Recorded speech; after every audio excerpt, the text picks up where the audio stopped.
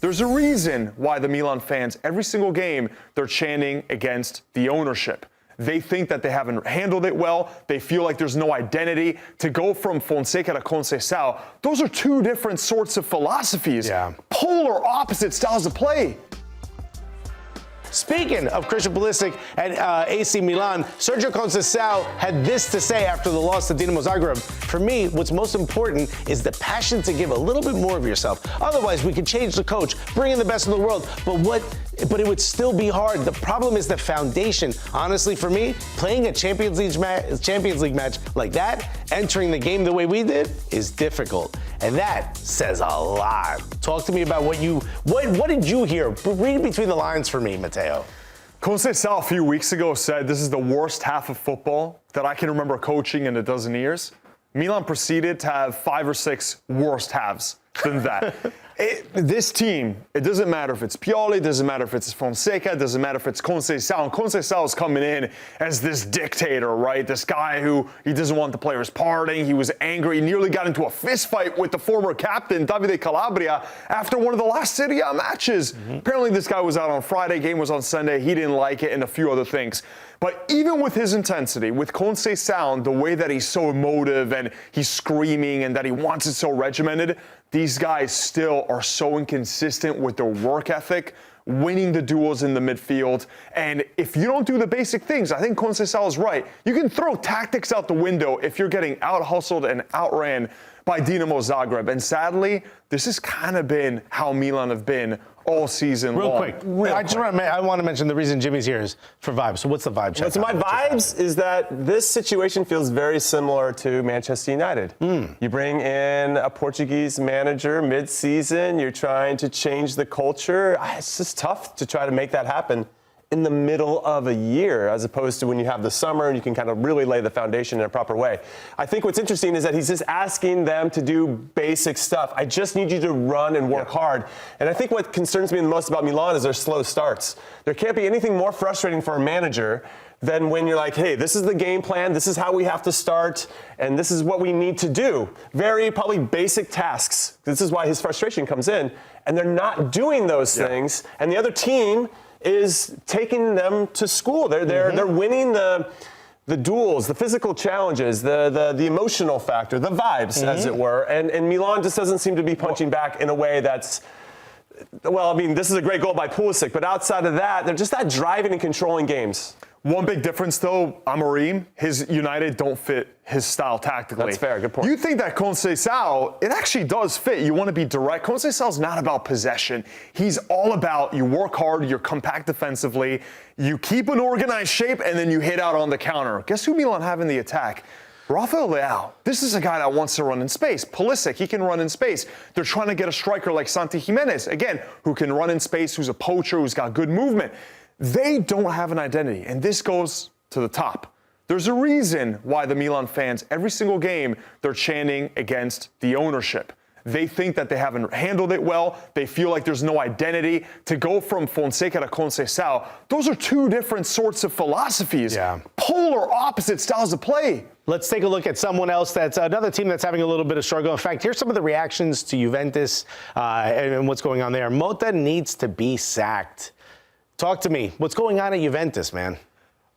I could see why this is starting to creep in the conversation, but I think it would be a mistake to sack him now. For who? Thiago Motta had success with Bologna, then he lost Calafiore and Xerxes, and Bologna is pretty much where they were last season, points-wise. He's got a better squad at Juventus now than he had at Bologna, no? 100% a better squad. So how is it not better looking? And Alexis, they spent over $200 million in the transfer market to get him all the pieces he wanted. That's like Jimmy's contract. Exactly. That's crazy. It's a lot of money. That's one whole Jimmy that they could have gotten instead. Thank you, Taco Bell. Appreciate you. And his clothing brand deals. But Colt Miners has not been performing. Douglas Luiz has not been performing. When your two biggest signings are so underwhelming, who's that down to? We see this one win in the last 6 matches. That's ridiculous. You talked about the draws. Flat, man. Yeah, They're you so talked about the draws, but you need wins to match those draws. Held scoreless in the last 4 matches. Remember how dynamic the attack was at Bologna? That's what they thought they were getting with Thiago Motta. Second fewest goals scored of the top 24 teams. This is a ridiculous run, but I agree with you. I think he needs to stay. The undefeated thing was a gimmick. It was, because you can be undefeated in a season, finish with 38 points if you draw every single game. Yeah. Now they've lost 2 in a row, so they got all season long long without one loss,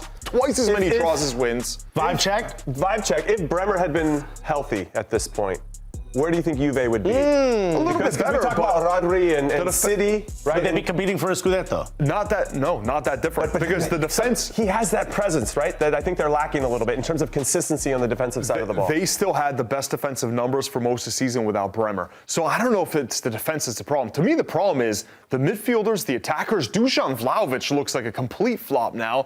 Apparently Arsenal want him. They're not going to renew his contract, Vlahovic, so he's probably out at the end of the season. So that's over $100 million invested in Vlahovic. That's probably going to go out the window. Did you think it was a good buy at the time with Vlahovic? I did. Got him. He loved the team. The guy was a beast. He turned down Arsenal for Juventus because he said he loved it since he was a child growing up. This isn't the way you play your beloved club. Vlahovic can't trap a simple ball. You can't do the fundamentals. Go back to what Conceicao do. Forget tactics when you can't do the simple things, whether it's running, which Juventus aren't doing now, whether it's controlling a simple ball, or like the midfielders, playing a simple pass. You weren't saying this about Vlahovic, or none of us, not just you, weren't saying this about Vlahovic when he was at Fiorentina. We weren't saying what's going on with Motta. It seems like when you get to Juventus is when it falls apart, unless you're American. I do want to bring up Miners because they bought him for a lot of money from Atalanta, and it feels like anytime a Gasperini developed player goes somewhere else, they don't ever play as well as we got to look into this. We have to look into it. Why is it that Atalanta players, over the course of the last 8 years, they leave? Most of them are flops. They all go there and they have their best seasons. I think there's enough of a sample size on Miners to know he's a very good player. But at Juventus, so mediocre, and I'm being very nice. He's not doing incisive passes. He's not scoring goals. He's not assisting. And he was on the bench for the first time in ages last game in the Champions League. Look, some of these Serie A teams could be facing each other in the Champions League, especially if the way things line up. Out of these teams, especially the Serie A ones, who do you think has the best chance of going forward? Two have a chance. Inter has the most realistic chance. Forget what the odds maker says. They are absolutely in the top 6 Use it against teams. them, buddy. Bet that money. You got it. What is it, plus 1,400? Yeah. Plus 1,400. And City's getting plus 750? Yeah. That's insanity. Come on, you got Inter it. right now is the best value for money in the entire competition. Atalanta have a bit of a sniff of a chance, I think. Atalanta, they won the Europa League. They beat Bayer Leverkusen. Do you think they're that experienced of winning the Europa League last season? Why not? Why not? Keep writing off Atalanta. It's the worst mistake you can make. Probably get even That's what better Gasperini value. should do. What is it, plus 10,000, Atalanta? Something crazy, right? Why not? Why not have a cheeky little dollar on that one? And then Milan and Juventus, the way they've been playing, I don't even think they'll get out. They're not going past the quarterfinals. So it's either Inter have a genuine shot of going to the final. They went to the final against Manchester City.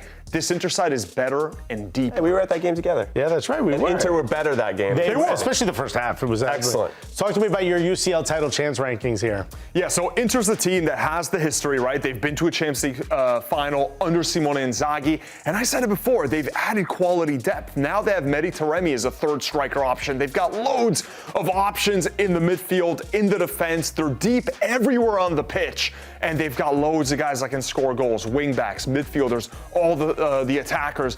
Atalanta, I think, are the team you cannot rule out because of what Gasperini has done. No one thought they'd win the Europa League. No one thought that they would take the first loss of Bayer Leverkusen's season in that competition by beating them in the final. And then Milan and Juventus, I just don't see much of any hope for both these teams. Same problems. Both teams are underperforming, underachieving, but they're not putting in the effort. And to me, that's more alarming. To me, that's more than any manager. To me, that's the players and the way these two teams were built. You got to look at the sporting directors for Milan and Juve. I don't think they're going far at all. We've been talking about betting. I want you to, and I know we didn't prep for this. I'm putting you on the line.